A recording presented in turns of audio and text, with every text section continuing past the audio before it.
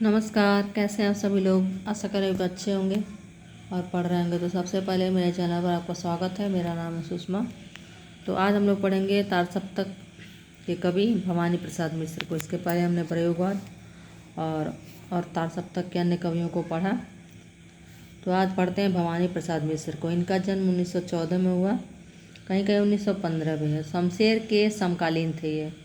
दोनों की रचनाएं दूसरा सप्तक में संग्रहित हैं। जो दूसरा सप्तक के कवि हैं, पर पहले व्यक्तित्व और कविता दोनों में सहज सरल, किंतु दूसरे व्यक्तित्व में सहज और कविता में जटिल। मिश्र जी के व्यक्तित्व और कृतित्व को पूर्णतः उजागर करती है उनकी पंक्तियाँ। जिस तरह हम बोलते हैं तू उस तरह लिख, और उसके बाद भी हमसे बड़ा तू दिख। दूसरा सप्तक में संग्रहित उनकी कविताएं गीत फरोश, टूटने का सुख, सतपुड़ा के जंगल आदि बहुत लोकप्रिय हुई। दूसरा सप्तक में ही संग्रहित हरिनारायण व्यास रचनात्मक संभावना लेकर आए, किंतु उनका अपेक्षित विकास न हो सका। अगले कवि हैं नरेश मेहता। नरेश के रहन सहन, वेशभूषा और काव्य रचना पर सुरुचिपूर्ण अभिजात्य की स्पष्ट छाप दिखाई पड़ती है। वे मालवा के निवासी और काशी के अंतर्वासी रहे। उनकी रचनाओं में दोनों स्थानों की हल्की गहरी अनुगुण सुनाई पड़ती है। दूसरा सप्तक के अपने वक्तव्य में नरेश ने लिखा है कि वह आग लिखना चाहते हैं, किंतु उनका व्यक्तित्व आग लिखने से मना करता है। उनकी आरंभिक कविताओं पर ऋग वैदिक ऋचाओं के आदिम बिंबों का गहरा प्रभाव है। दूसरा सप्तक में संग्रहित किरण धेनुएं और उषस संबंधी 4 गीत इसके प्रमाण हैं। कुछ उदाहरण से यह बात और भी स्पष्ट हो जाएगी कि सरिताओं में सोम दूर रहा, वह अहिर मतवाला, इंद्र हमारे रक्षक होंगे खेतों और खलिहानों, रैण डोंगरी उतर गए सप्त ऋषि अपने वरुण देश में। इन बिंबों में अद्भुत आकर्षण और टटकापन है। वन फाकी सुनो, बोलने दो चीड़ को, मेरा समर्पित एकांत आदि उनके काव्य संग्रह हैं। संशय की एक रात नाट्य शैली में लिखी गई एक लंबे कविता है। मेरा समर्पित एकांत में एक रचना है समय देवता। यह दूसरा सप्तक में भी संग्रहित है। इस कविता को नरेश ने नई कविता की पहली लंबी कविता कहा है। संभवतः मुक्तिबोध की लंबी कविताओं का रचनाकाल इसके पहले का है। यदि मुक्तिबोध को नई कविता का कवि न माना जाए तो दूसरी बात है। समय देवता में दुनिया भर के देशों की सांस्कृतिक राजनीतिक गतिविधियों का दृश्यांकन हुआ है। समय देवता एक महत्वाकांक्षापूर्ण कविता है। इसके माध्यम से कवि विभिन्न भूखंडों के भूगोल, इतिहास और संस्कृति पर कुछ ढंग से प्रकाश डालता है कि वहाँ के निवासियों की रीति नीति और आशा आकांक्षाएँ उद्घाटित होती हैं। लंबी कविता होने के कारण इसके चरणों में विलंबित लय का विधान किया गया है, जहाँ कविता को दूसरी दिशा की ओर मोड़ने की आवश्यकता नहीं पड़ी है, वहाँ एक छोटी सी लय जड़ दी गई है। इस कविता पर भी वैदिक बिंबों का स्पष्ट प्रभाव है। यहाँ पर भी सूरज ग्वाला दिन की गाय हाँकता हुआ दिखाई पड़ता है। जगह जगह देश विदेश के सांस्कृतिक चिन्हों का उल्लेख करते हुए कवि ने संबद्ध संस्कृति और दर्शन को भी रेखांकित किया है। सोवियत भूमि के प्रति इसमें गहरी आस्था प्रकट की गई है। इस कविता का अंत करते हुए कवि ने लिखा है, और मनुज की पेशानी की चरागाह पर दौड़ रही तूफानों की नई हवाएं। ये नई हवा इतिहास की हवा है, जिसके प्रति कवि पूर्णतः सचेत है। संशय की एक रात में युद्ध को लेकर राम के मन में उठने वाले अंतर्द्वंद्वों का चित्रण किया गया है। राम का निर्णय व्यक्ति का निर्णय नहीं होता। तो संशय की रात से बहुत बार प्रश्न पूछा जाता है, तो इसको ध्यान रखें। राम का निर्णय व्यक्ति का निर्णय नहीं होता। जिस समय नरेश मेहता लिख रहे थे, उस समय व्यक्ति स्वातंत्र की बात पूरे जोर शोर से उठाई जा रही थी, लेकिन नरेश के राम सबके निर्णय में अपना निर्णय मानते हैं। अब मैं निर्णय हूँ, सबका अपना नहीं, पर फार्मूलाबद्ध निर्णय गहन आंतरिकता के स्पर्श से बहुत कुछ अछूता रह जाता है। अगले कवि हैं धर्मवीर भारती। धर्मवीर भारती का जन्म 1926 में हुआ, मृत्यु 1997 में। भारतीय व्यक्ति स्वातंत्र के पक्षधर कवि हैं। भारतीय समाजवादी आंदोलन में व्यक्ति स्वातंत्र का पूरा जोर दिया जाता रहा है।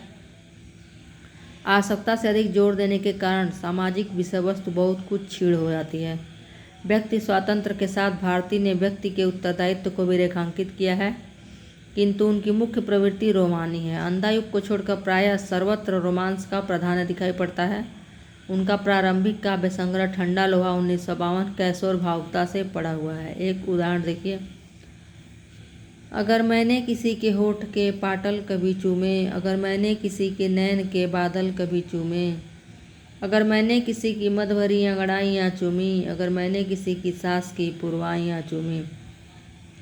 7 गीत वर्ष में उन्होंने अपनी कैशोर भावुकता को भी तोड़ने की कोशिश की है।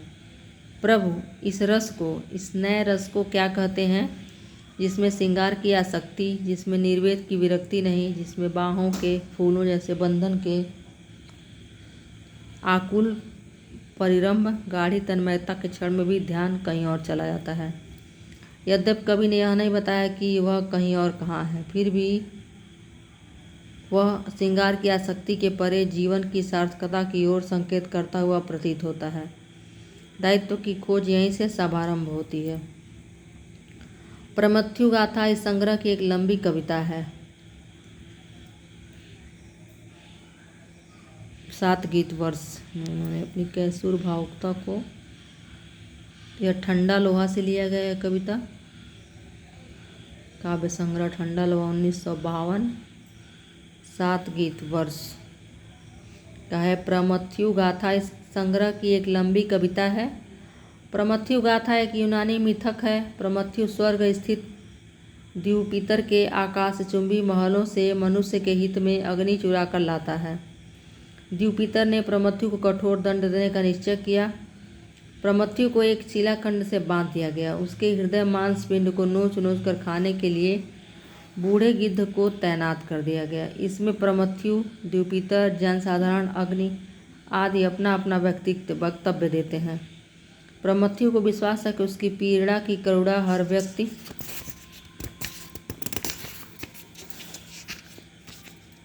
व्यक्ति में एक प्रमथ्यु पैदा करेगी। यह विश्वास एक रोमानी व्यक्तिवाद ही है। इतिहास का विरोध करते हुए वह एक स्थान पर कहता है, कूड़े से हमको तजकर तट के पास मंथर गति से बढ़ जाएगा इतिहास। सामूहिकता भी केवल साबित होगी जिस दिन छल अपनी व्यक्तिगता हार। क्या पाएंगे प्रभु हम, क्या पाएंगे। यहाँ पर भारती ने एक विवादास्पद प्रश्न उठाया है। व्यक्ति स्वातंत्र के अपने खतरे हैं तो सामूहिकता के अपने। सामूहिकता ऐसा कोई रामबाण नहीं है कि वह सारे अन्यायों, अत्याचारों, शोषणों को ध्वस्त कर दे। व्यक्ति स्वातंत्र के अभाव में सामूहिकता एक छलावे के रूप में आ सकती है। इसलिए आज जनतांत्रिक समाजवाद की बात उठाई जा रही है।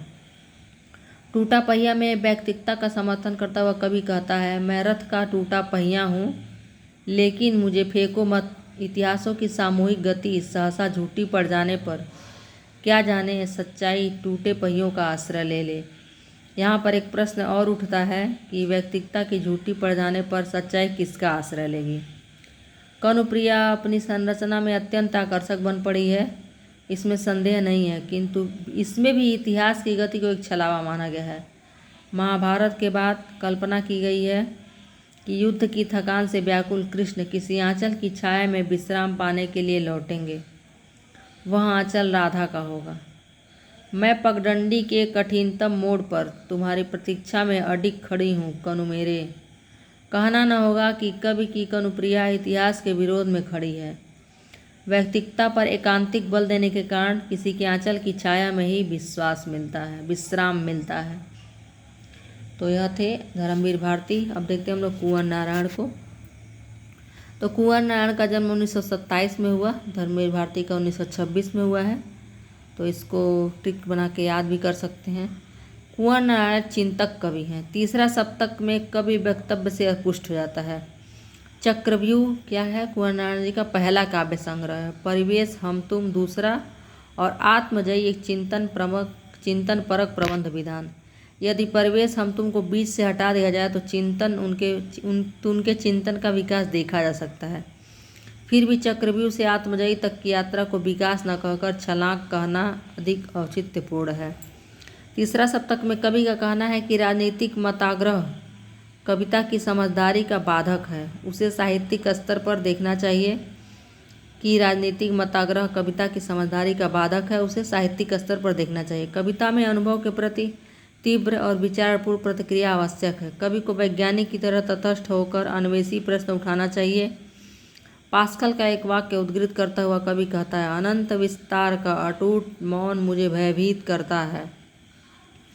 उस मूल संवेदना का आरंभ है जहाँ मनुष्य अपने को मृत्यु की निश्चित और बाद की अनिश्चित संभावनाओं के बीच बिल्कुल अकेला पाता है, जहाँ वह अपने अल्प और आसार जीवन की आने वाले महाशून्य का संतुलन में विचारता है, जहाँ मैं क्या हूँ, मैं क्यों हूँ का चिर अप्रस्तुत प्रश्न जीवन की हर अवस्था को रौंदता रहता है।